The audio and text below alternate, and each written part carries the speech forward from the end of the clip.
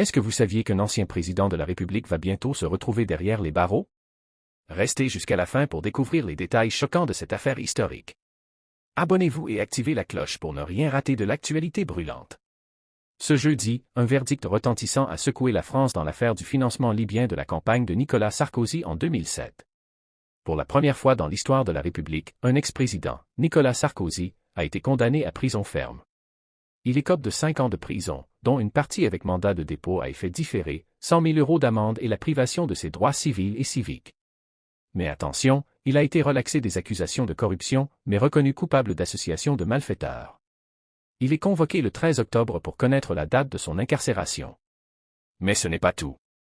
D'autres figures politiques de l'époque sont aussi dans la tourmente.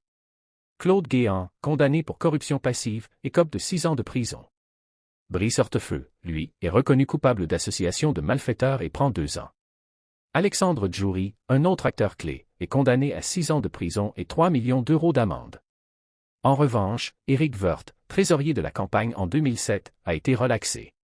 Ce procès hyper médiatisé a tenu la France en haleine pendant des semaines, et ce jugement marque un tournant historique. Qu'en pensez-vous? Est-ce que justice a été rendue?